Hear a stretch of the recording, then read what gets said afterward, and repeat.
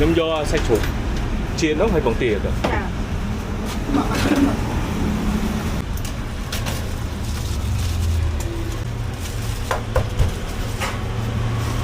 Nha một tia nghe đặt tia cả lọc.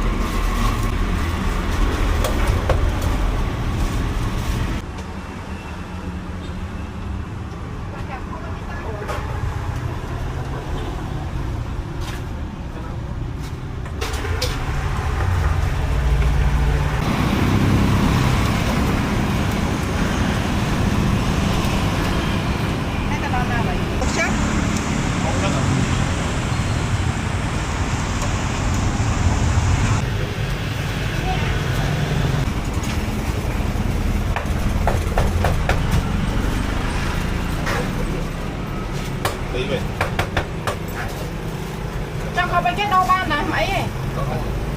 cho bay muối đậm mi muối nha mày tao không muối hay chuột muối đúng không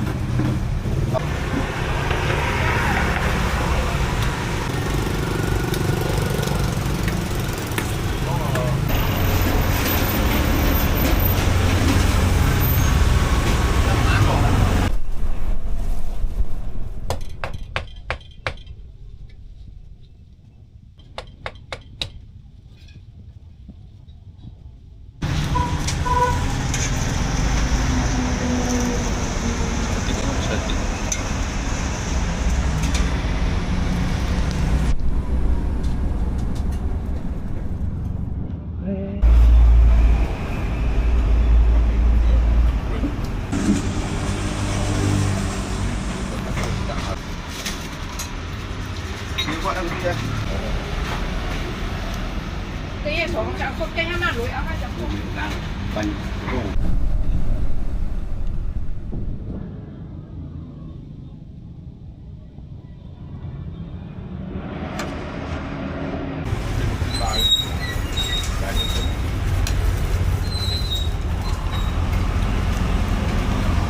Nếu mà thấy người ngoài ban tổ tọa tại nó chung với là bùa tiền vô rồi là bùa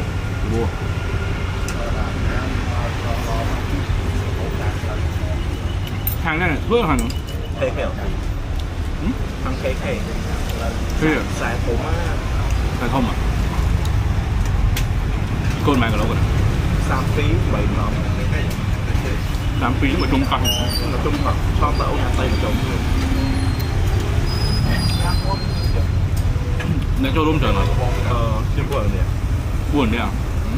đặt tôi đấy giá của nó biết này sản phẩm của Đài Loan á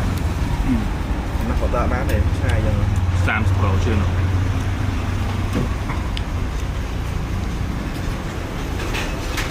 bên hai món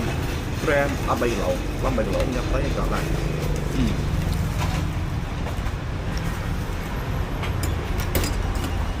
của nó bóc lấy mình chim tấu nó khổ đấy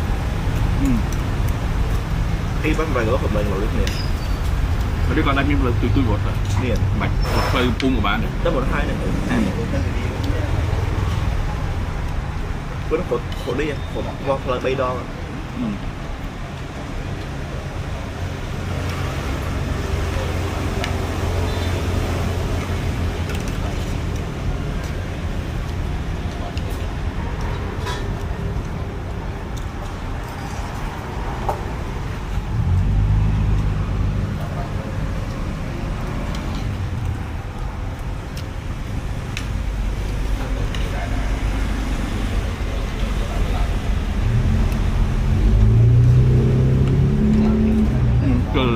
Cơ lăng rất thọ 3 giờ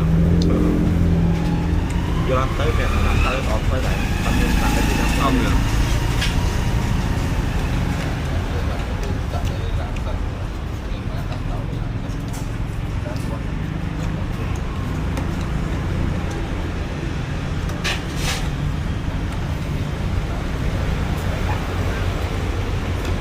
người ta ở tận Nam Plate đó ai nó khơi buổi mất tận phần mà thả trường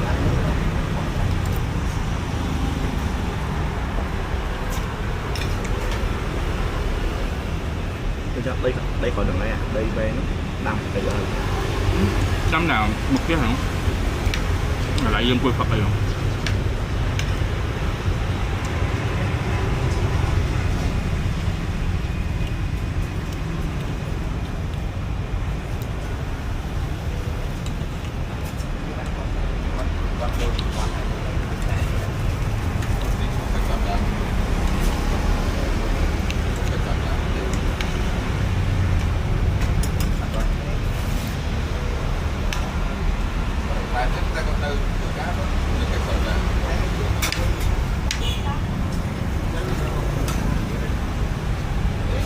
con cái cá lên cá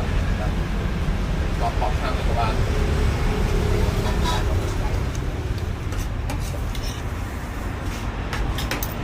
lên tàu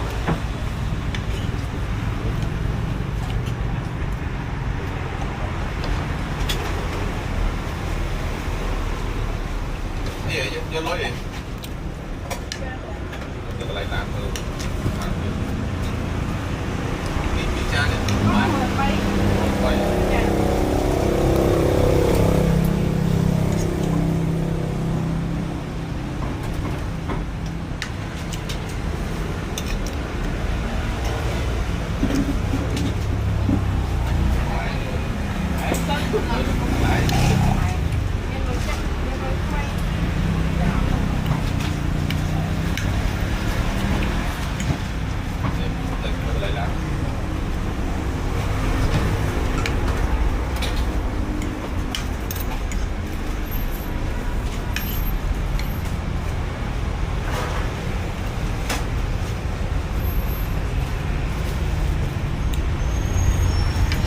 Vậy nha, vậy thì tôi ấy đi.